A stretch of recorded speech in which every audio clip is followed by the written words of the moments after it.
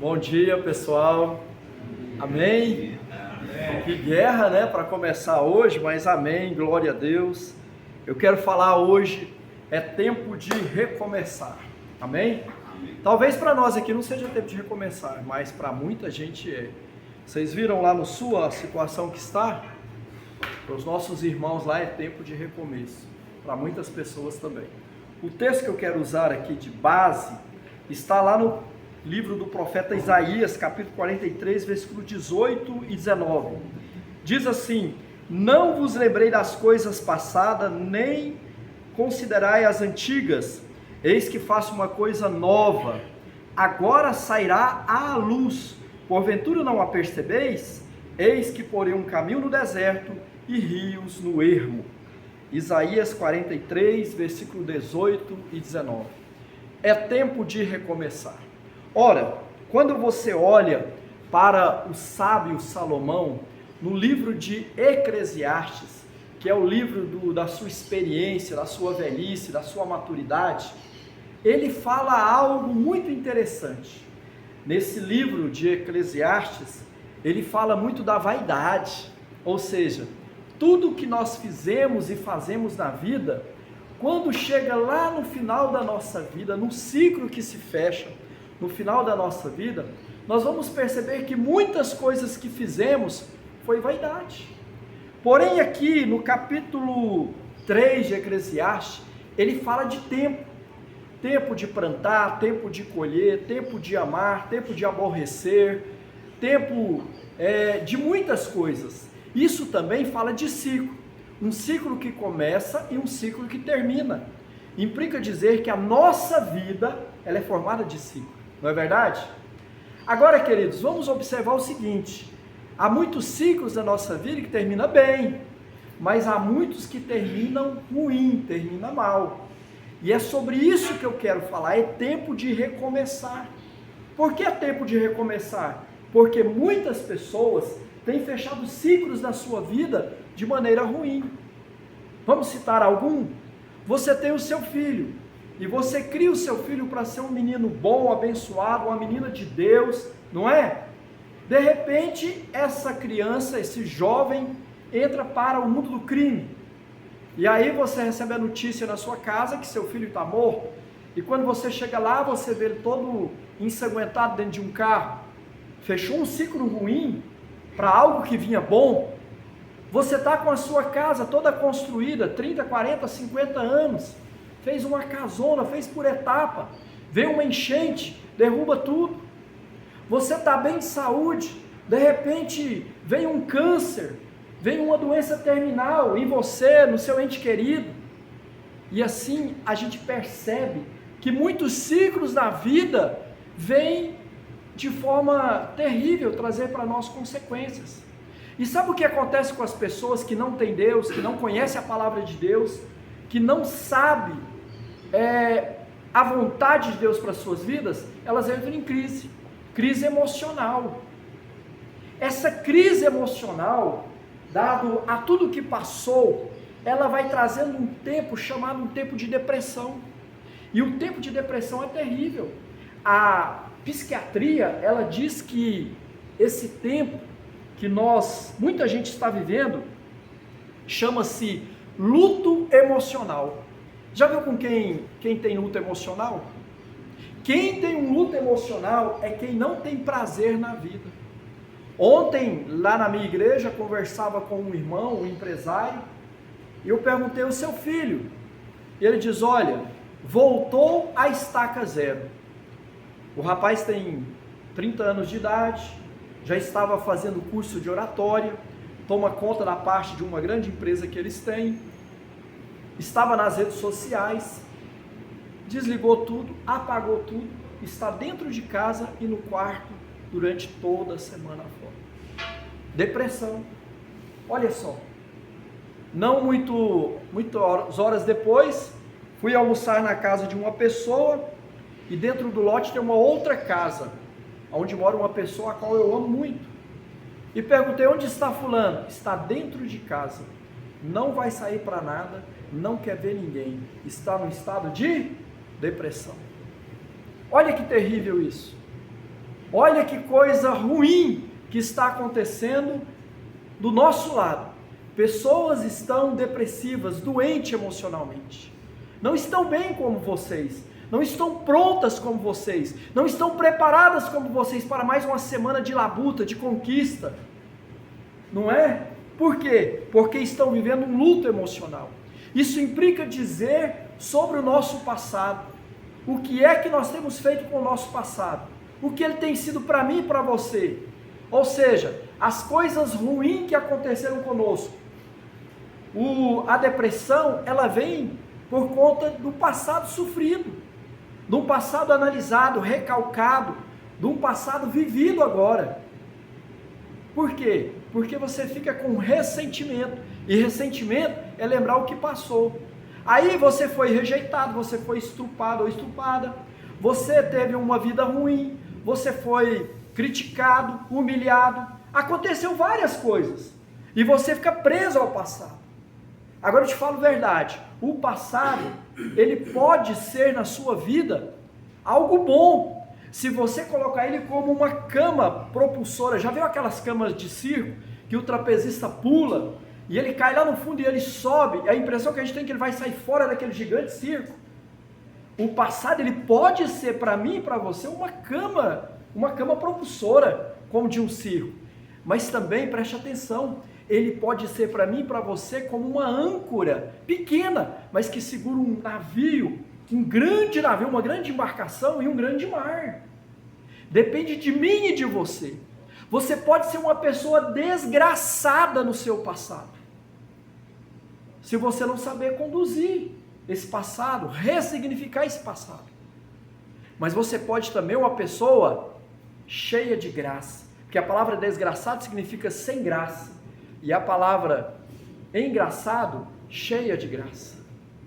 Você pode ser uma graça, se você aprender a resignificar o seu passado.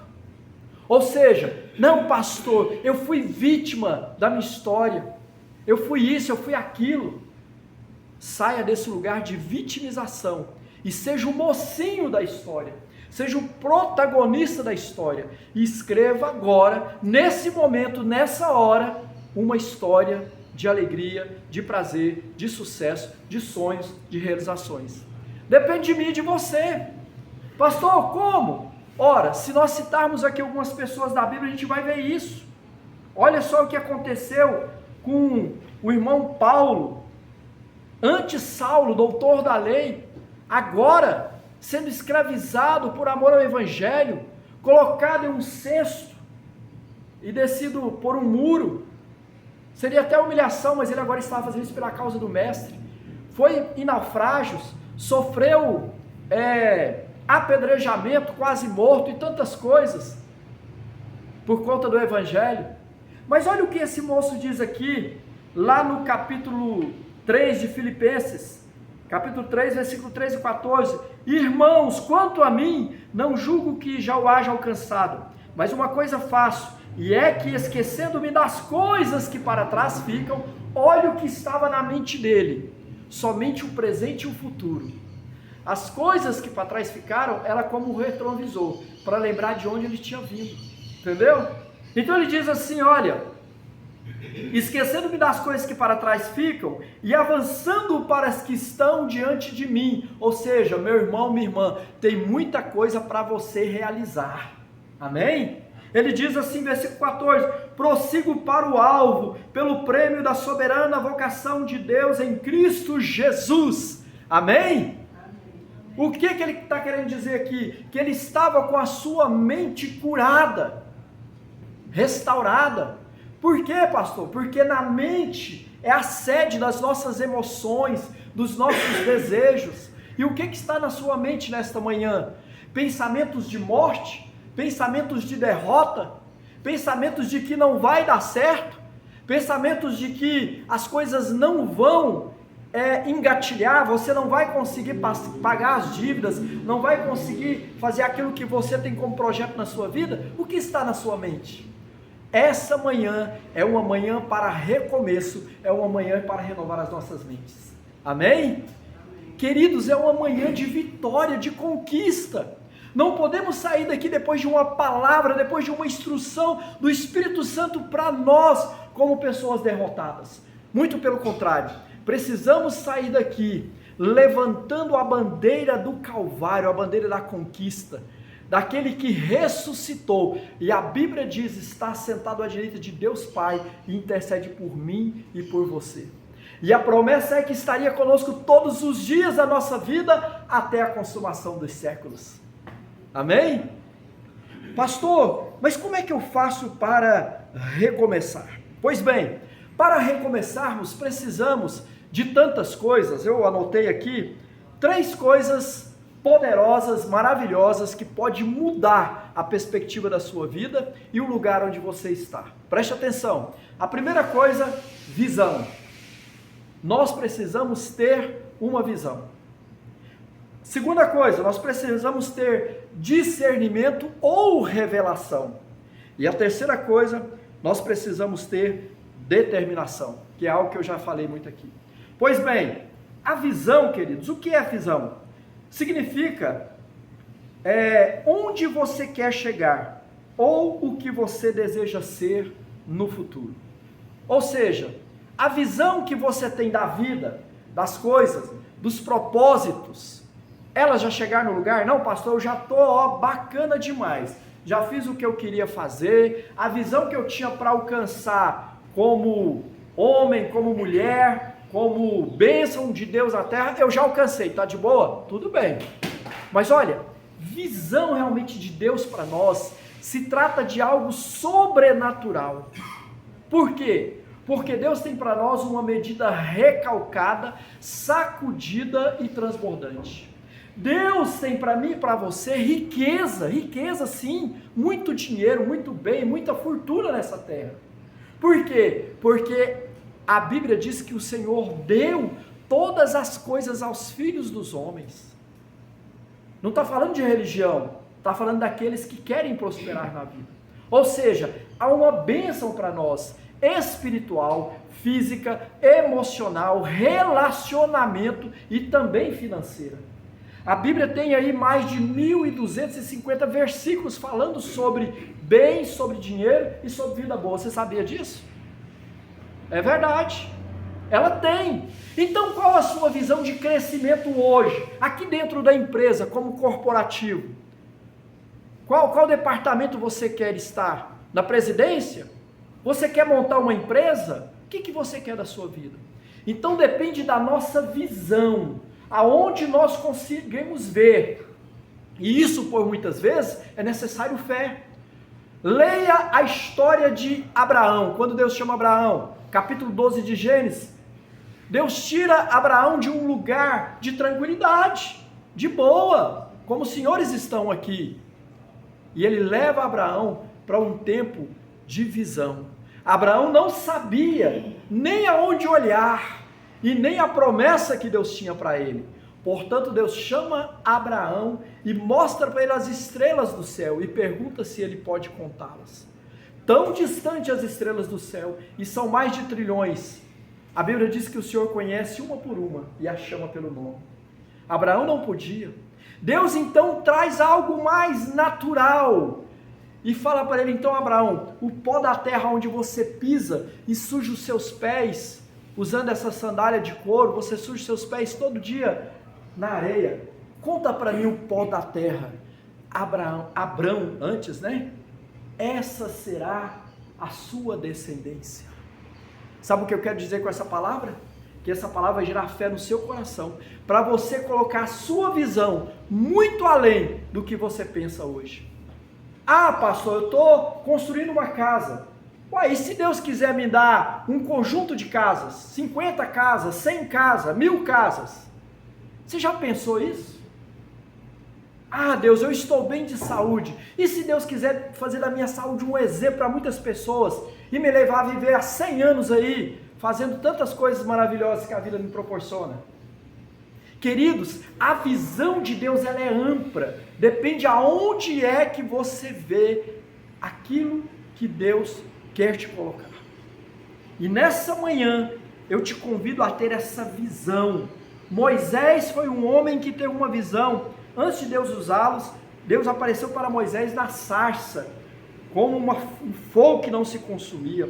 Jeremias teve uma visão, foi um profeta de Deus. Isaías teve uma visão. Depois que o rei Uzias morreu, ele se sentiu abandonado, mas ele teve uma visão, se tornou um profeta messiânico.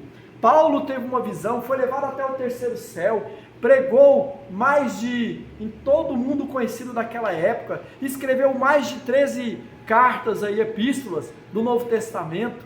Olha só onde Deus quer nos levar, olha só, você já imaginou o tamanho do planeta Terra, e o quanto você pode crescer, conhecer, fazer e acontecer, se você tiver uma visão ampla na sua mente, no seu coração? Então você precisa de visão. Outra coisa, você precisa, sabe de quê? De discernimento, revelação. Por quê, pastor? Porque a visão, ela nos leva a lugares, mas ela nunca te leva sozinho. Ela sempre te leva com alguém.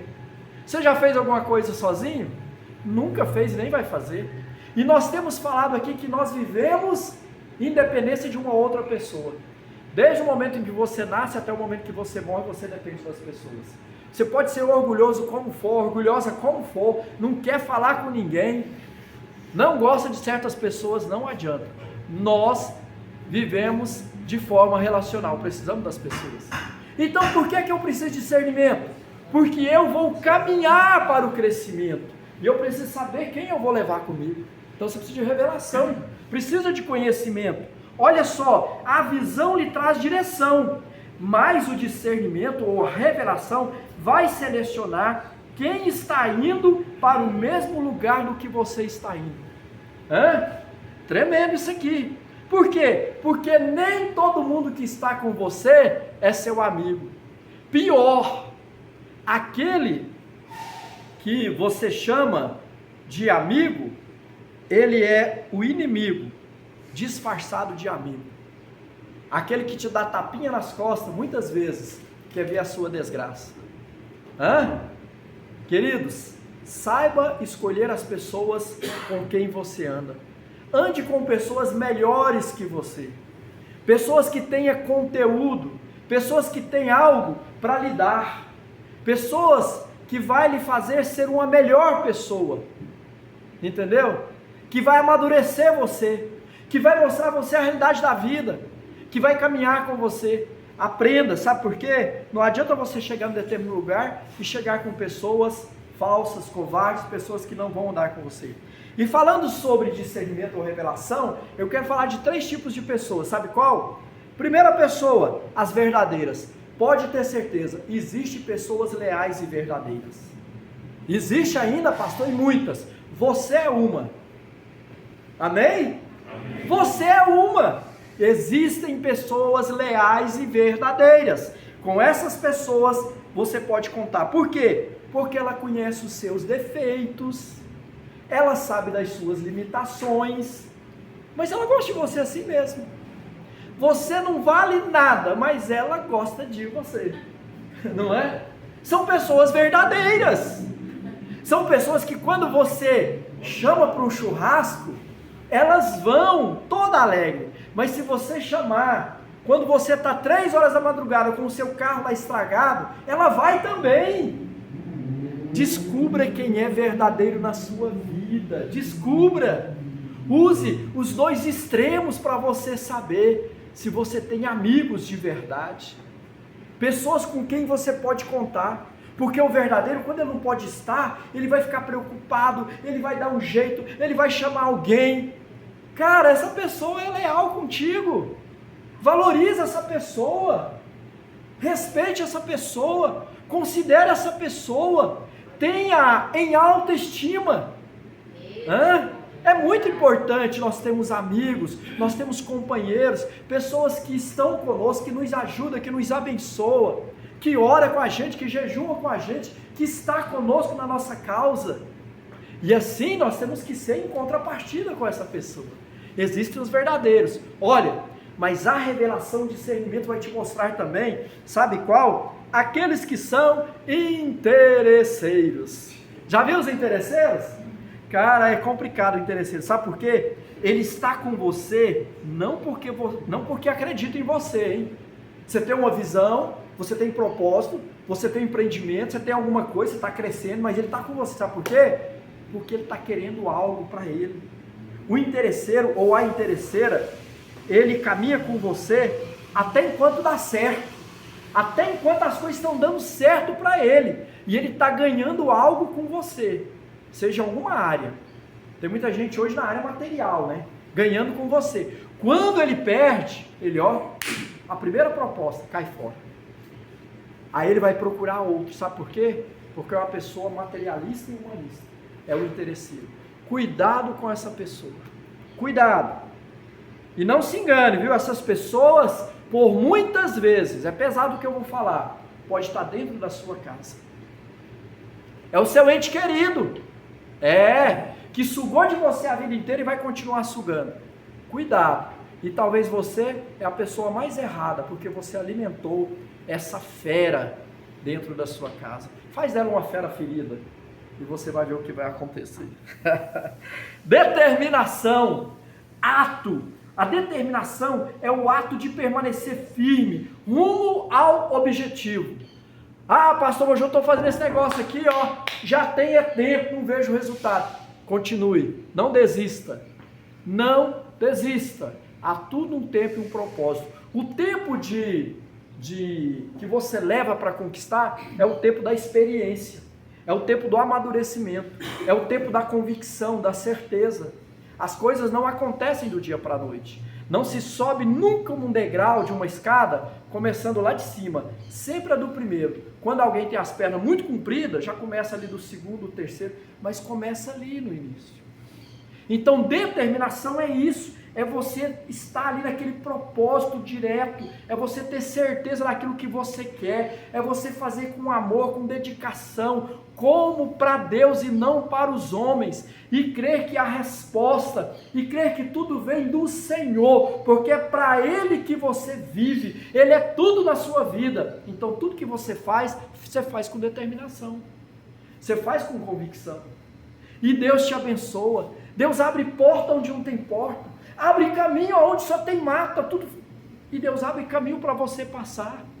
Sabe por quê? Porque Deus sabe que você é uma pessoa determinada, que você não vai abandonar aquilo que Ele te chamou para fazer, ou aquilo que Ele te chamou para ser. Você não vai abandonar.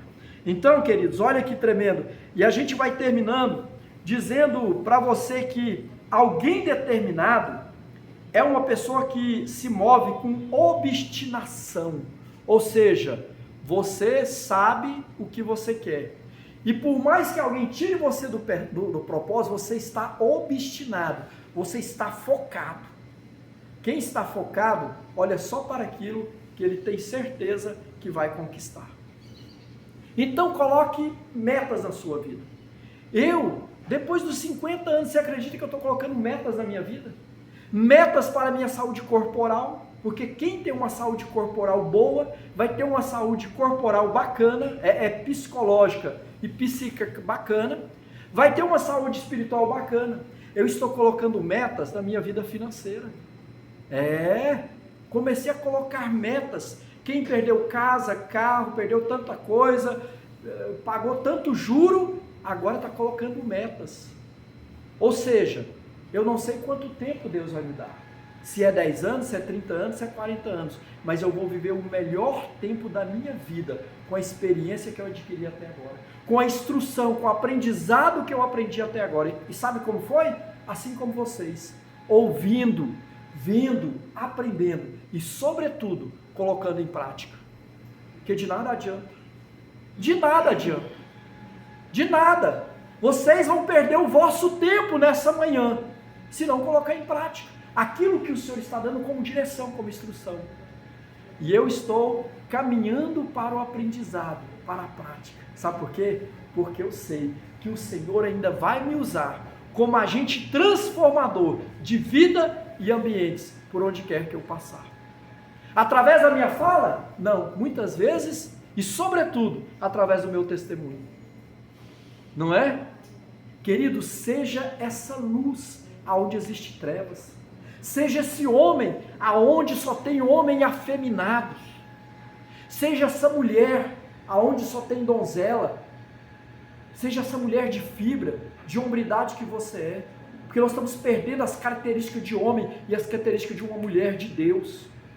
Na sociedade, na igreja, por onde quer que você vai. Os homens estão na sua forma geral afeminados. Isso não vem de agora. Mas está muito mais. Sabe? Cuidado. Seja um diferencial, seja obstinado. Veja a profecia sobre Jesus, liberada por Amós, fez o rosto como pedra e queixo como rocha, falando sobre a determinação de Jesus, que passou, sabe o que? Humilhação, perseguição, sofrimento, vergonha e dor. Muitas vezes, quando estava ali no meio da multidão, os escribas, fariseus e judaizantes queriam matá-lo, mas ele saía fora daquele lugar e cumpriu o propósito pelo qual Deus o havia chamado, de estabelecer o reino de Deus na terra, no coração dos homens, que era a sua justiça, que era o governo celestial. Ele tinha uma determinação. Quando olhamos aqui, olha, para Abraão, como nós falamos aqui lá em Gênesis, que também afluiu nesse chamado de Deus e se tornou pai de multidões, e hoje está nos anais aqui agora como Abraão, pai da fé, onde todos lembram de um homem determinado por uma visão e que realizou coisas extraordinárias, porque creu na palavra de Deus. Nesta manhã eu termino falando para você assim, ó, que a visão, a revelação, o discernimento e a determinação, esses três ingredientes que nós colocamos aqui na mistura do bolo nessa manhã, é de fato o teor saboroso desse bolo da vida, vamos dizer assim, para que você cresça, floresça e seja melhor do que você já é. Porque muita gente fala assim, não pastor, eu estou bem. Você não sabe até que você pode melhorar. Pastor, eu estou bem, se melhorar, bagunça. Não bagunça não, fica melhor ainda, vira festa, não é? Você vai crescer, amadurecer, abençoar e vai ser uma alegria. Sabe por quê, gente? Ninguém gosta de ficar ao lado de gente desanimado, preguiçoso, murmurento, enjoado. Ninguém gosta, presta atenção. A melhor coisa é você estar ao lado de alguém vívido, alegre, consciente, convicto, sabendo de onde veio, sabendo onde está e sabendo para onde vai. Então vamos colocar em prática visão, revelação e determinação. Amém? Que Deus abençoe sua casa, sua família, a sua semana, em nome de Jesus.